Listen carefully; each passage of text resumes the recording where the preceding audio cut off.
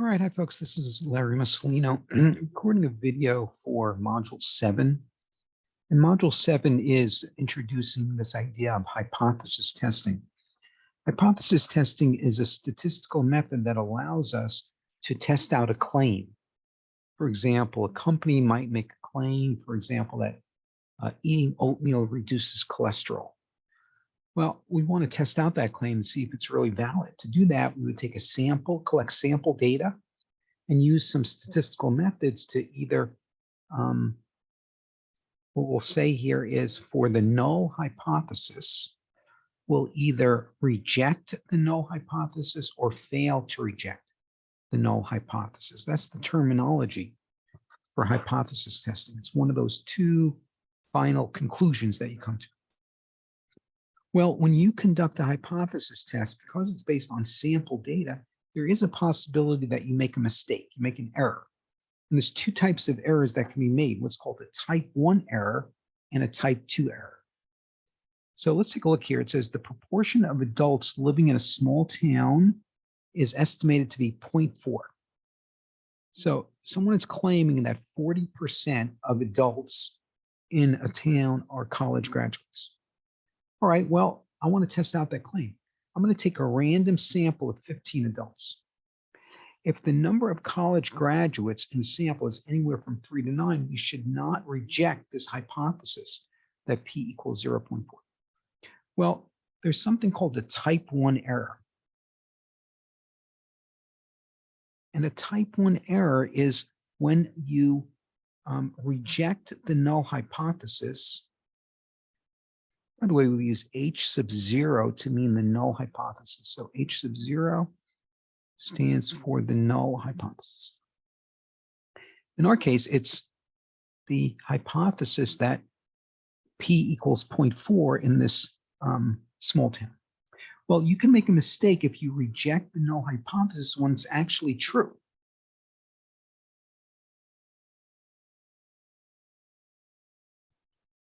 So imagine the proportion really is 0.4, but you mistakenly reject it because you made some kind of an error in the hypothesis test. Well, this probability of a type 1 error is called alpha, Greek letter alpha. We call this the level of significance. All right, well, here's the first question. In this scenario, evaluate alpha. That means the probability of a type 1 error. And we're going to assume that P equals 0.4 here.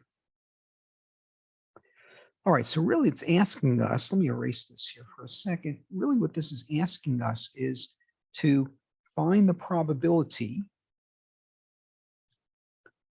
that we reject the null hypothesis. So really here for part A, we want to find the probability of rejecting.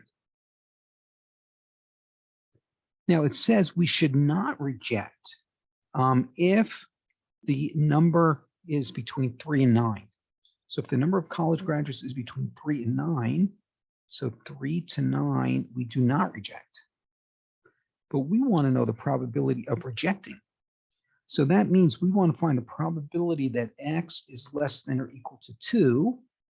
And we also want to know the probability that X is going to be greater than 9. I guess we could say greater than or equal to 10. I'm going to say greater than 9 because that's going to be a little easier to work in Excel. So if I can find these two probabilities, I'll add them together. That'll be the value of alpha. All right, and I know in our example, n is 15. That was the sample size we took, and we're assuming P is 0.4. And notice it says here, use the binomial distribution.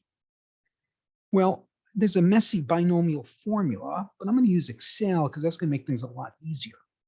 So I'm going to come here to the Module 2 binomial calculator. This is in course announcements. So in Module 2, we talked about the binomial distribution. And here's a calculator that we can use. So let's do this first one. Probability X less than or equal to 2. So I'm going to go over here to the calculator. N is 15.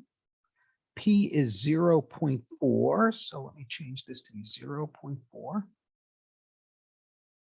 And we want to know the probability X is less than or equal to 2. Well, right here it says the probability of X or fewer. So it's this number 0.0271. So this is going to be 0.0271 for this probability. All right, now we need the probability that X is greater than 9. So let me come back here to Excel. I'm going to change this X number to be 9. And we want the probability of greater than 9. So I'm going to come here to this last box, which is 0.0338, it looks like. And if I add these together on my calculator, I think I'm coming up with 0.0609. Whoops. 0.0609. So this is the value of alpha, we'll call it. So the probability of making a mistake or an error, a type 1 error, is about 6%. And of course, we want this error to be as low as possible. We don't want to make an error, of course. So we'd like this probability to be as low as possible. Okay. All right. And by the way, when we get to part C, it's going to ask, is this a good test procedure? It says a value of alpha is relatively small if it's less than 0.1. Well, our value is less than 0.1. So that means this is relatively small, which is a good thing. All right, let's go to part B now. Part B says evaluate beta. Well, beta is called the probability of a type 2 error. So what is a type 2 error? A type 2 error means you are committing an error to not reject the null hypothesis when it's false.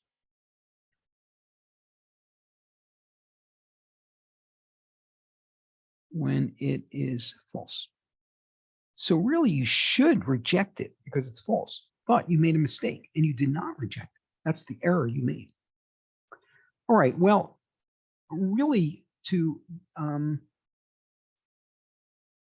notice it says here, if the number of college graduates is 3 to 9, we should not reject it. So what we want to know is what's the probability that X is between 3 and 9? So I want to know this probability. Now I could use Excel and find these probabilities separately and add them up. And I could find the probability of 3 and 4 and 5 and 6, 7, 8, 9 and add those up separately. But I can also use a little bit of a shortcut. If I take the probability that X is less than or equal to 9 and subtract the probability that X is less than or equal to 2, that should give me the probability I'm interested in.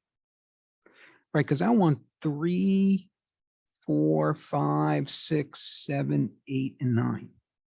I don't want 0, 1, and 2, right? I don't want these. So if I take the probability that X is less than or equal to 9, that gives me all of these probabilities, but then I'm going to subtract out these probabilities I don't want. That will mean what I'm left with is the probability that X is between 3 and 9, which is what I'm after. All right, and they're asking me to do this first for when P is 0.3. All right, so let me go to Excel. I'm going to change P to be 0.3. That's what the problem is telling us. And I'm going to make X be 9. And I want the probability of less than or equal to 9, which is this number right here, 0.99. Right, so we're coming to this row, 0.9963. Now we need the probability X is less than or equal to 2. So I'm going to come back here, change X to be 2. And I want the probability X is less than or equal to 2. That's this cell right here, 0.1268. And if you work this out on your calculator, you should get 0.8695. So there's the answer for that. There's another question that says, do the same calculation, but change P to be 0.5. If you did that, you get 0.845. All right, so this is finding alpha and beta. Here's a question now. Is this a good test procedure? The value of alpha is small if it's less than 0.10 and large if it's greater than 0.10. Well, I want alpha and beta to be relatively small. Remember, you don't want to make an error in these hypothesis tests. Well, alpha is okay because it is a number less than 0.1, but these beta values are too big. They're greater than 0.1. So it's not a good test procedure. Alpha is relatively small, but at least one of these betas is relatively large. Turns out both betas are relatively large.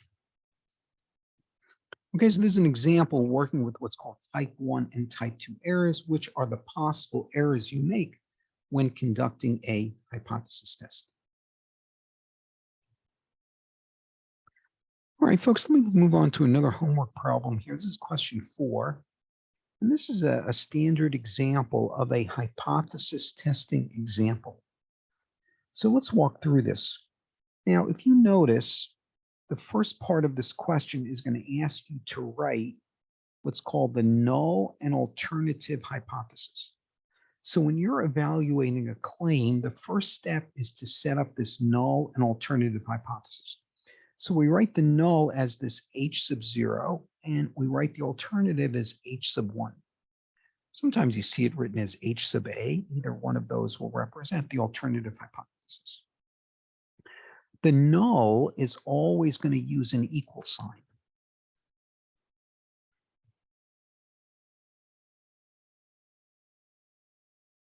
The alternative is going to use either a less than, greater than, or not equal symbol, and that will depend on the wording in the problem. All right. Now, first thing we have to do is recognize what is the null hypothesis? What is the claim we're trying to evaluate? And sometimes this gets a little confusing, but what you have to do is you have to try to sort out the claim versus the sample data. Because what we're going to do to evaluate the claim is we're going to take a sample and use the results from the sample as a way to test out a claim.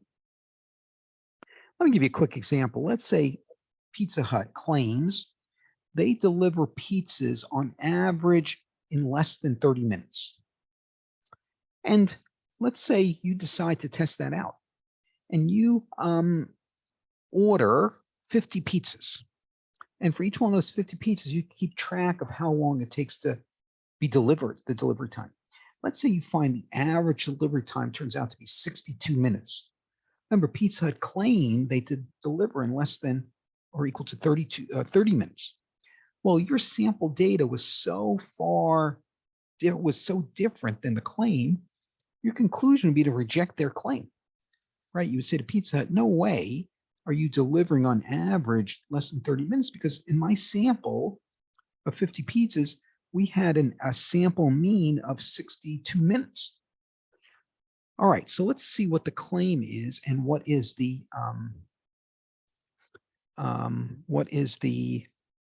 sample data. Okay. All right, it says here a research report claims that mice with an average lifespan of 32 months will live to be about 38 months when 40% of the calories are replaced by vitamins. Is there any reason to believe that the mean will be less than 38 if you took 68 mice, and from those 68 mice, the average life was 37 months and the standard deviation was 8.7? Use a p-value in your conclusion. So it looks like the claim is that the mice will live to be about 38 years old. The sample data is we took a sample size of 68 mice. The sample mean turned out to be 37, and the sample standard deviation turned out to be 8.7 months. Right? That was the data given to us in the problem. We're trying to check out the claim that the mean is less than 38. So what I want to set up then is the null and alternative hypothesis. Well, what the claim is that the mean is less than 38 months. So I'm going to use a less than symbol. Now remember, that's the alternative. The null always has to use an equal symbol. So I'm going to make it mu equals 38. Well, that's going to be this choice right here.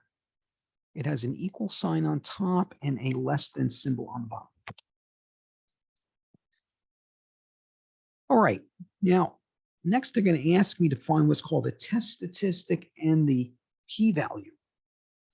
Now, the test statistic is really a kind of like a z-score based on this data.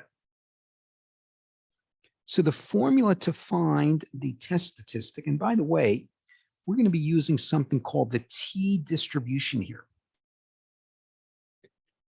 Because just like with confidence intervals, because we don't know the population standard deviation here, remember the standard deviation of 8.7 they gave us is a sample standard deviation. Well, if you only know the sample standard deviation, that indicates you should be using the t-distribution. So we're going to be using the t-distribution. So the test statistic would look like this. By the way, we're going to let Excel do it for us, but the test statistic would look like taking the sample mean, subtracting the mean from the null alternative, and dividing it by S over the square root of N. This is called the test statistic. I'm going to let Excel do this for us. Then I'm going to let Excel find the p-value. The p-value is the probability of observing the sample data that you did, given that we assume the null hypothesis is true. So this p-value is going to be an area under the t-distribution curve. All right, so I'm going to come over here. This, by the way, I have a hypothesis test calculator that's posted in course announcements. So feel free to use this calculator to streamline the calculations. Well, I'm going to go to section B here because it says use this section for a hypothesis for the mean when the population standard deviation is unknown. Only the sample standard deviation is known. And that's what we have in this example. We don't know the population standard deviation. We only know the sample standard deviation. So I'm going to input our data into these yellow boxes here, and our answers are going to come out in these green boxes. All right, so let me come here. The sample mean in our example was 37 months. The sample standard deviation was 8.7. The sample size was given to us as 68 mice. Now, I'm going to leave this alpha at 0.05. Remember, alpha is the probability of a type 1 error. We're going to use that to come to a decision in a minute. And here it says, what is the assumed value of the population mean? This comes from the null hypothesis. Well, when you come to the null hypothesis, we're using 38 months. So I'm going to enter a 38 here.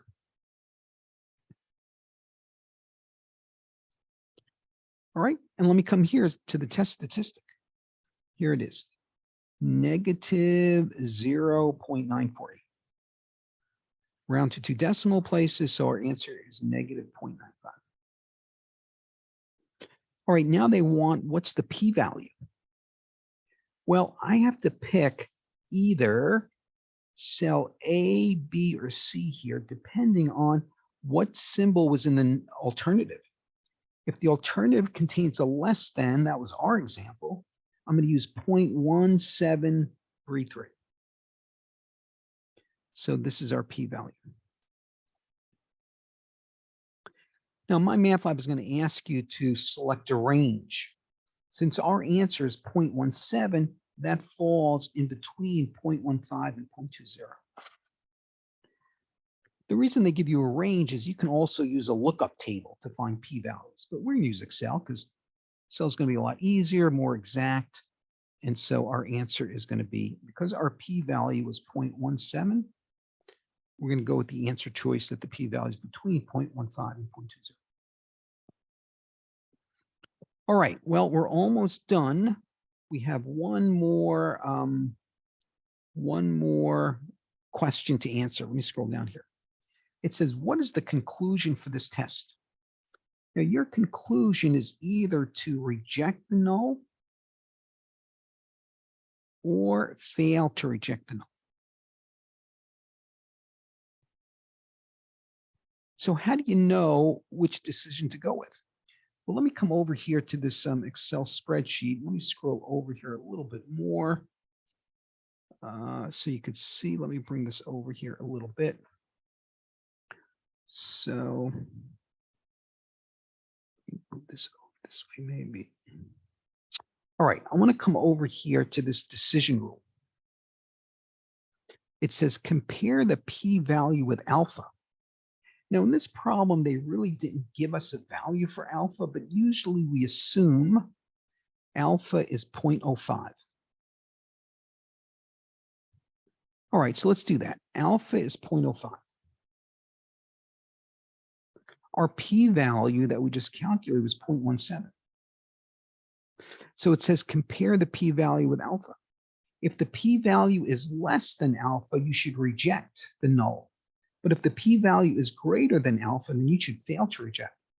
Well, in our example, our p-value is 0.17. That's a number greater than 0.15. If the p-value is greater than alpha, our decision is going to be fail to reject. Another way you could say that is do not reject the null hypothesis. All right, now I want to come up with a conclusion. So notice here there's a sentence that they want me to answer. Well, I'm going to use this table here to help me guide my answer. What I'm going to do to get started here is I'm going to go to this row with fail to reject, because that was our decision we just came up with, right? Our decision was fail to reject because our p-value was greater than alpha. So that means I'm going to be using the bottom row in this table. Let me go back to the claim.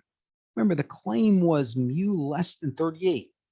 So our claim was right here in the alternative. So the claim is the alternative in this example. So that means I'm going to come to this column where it says the claim is the alternative. At the intersection of the row and the column, I'm going to read the conclusion. Here is the conclusion. I'll circle it in red so you can see. There is not enough evidence to support the claim.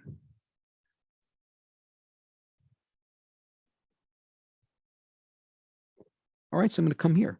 There is not enough evidence to support the claim, and the claim was that the mice are going to live to be less than 38 months.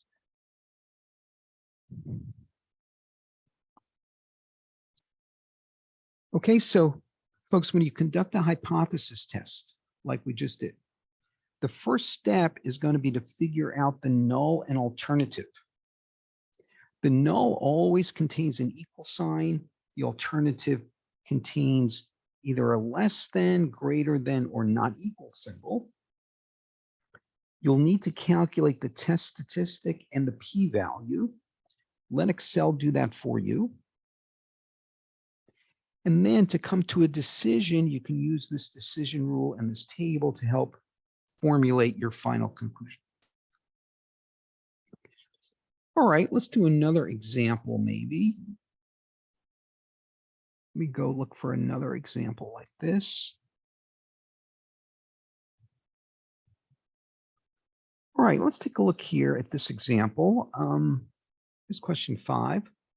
It says an electrical firm manufactures light bulbs that have a lifetime that's approximately normally distributed with a mean of 700 and a standard deviation of 40 hours. Test the hypothesis that the mean is equal to 700. So I'm going to write that out. The mean is equal to 700 against the alternative that the mean is not equal to 700.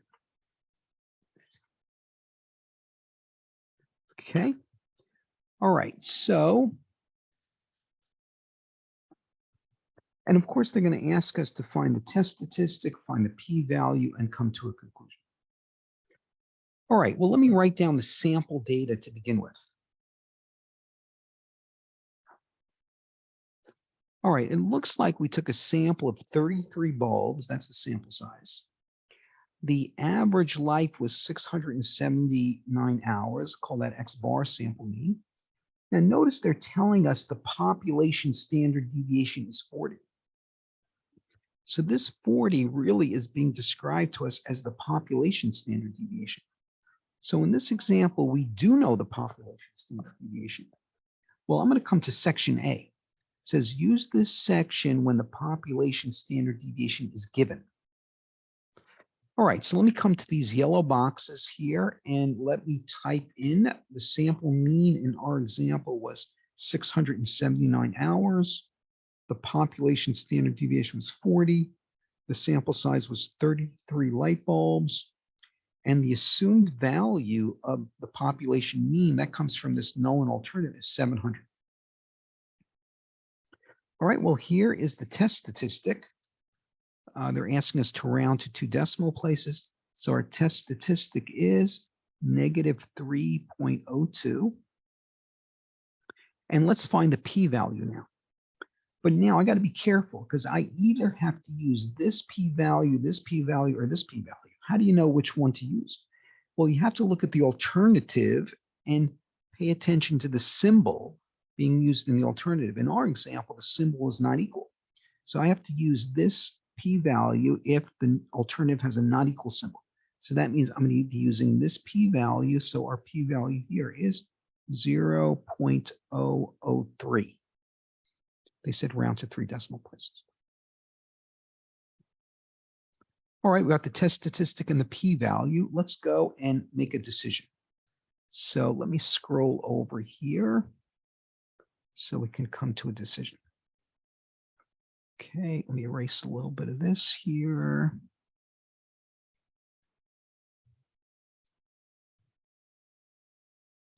All right. So it says compare the p-value with alpha. All right, let's do it. Our p-value was 0.003. Again, they didn't give us a value of alpha in this problem. Some problems do say use alpha equal some number. When there's no number given, I'm going to assume alpha is 0.05. But my p-value is a number less than or smaller than alpha, right? 0.003 is less than 0.05. Well, if the p-value is less than alpha, your decision should be reject the null hypothesis. So our decision is reject the null hypothesis. All right, so that means we're going to say reject the null hypothesis. But now I want to translate this into a sentence. So we just said we're rejecting the null. So I'm going to come up here to this row. And in our example, we're really testing the alternative mu not equal to 700. So we're going to come here and test, we're testing the hypothesis that mu equals 700. So the claim here is the null. So I'm going to come here and say there is enough evidence to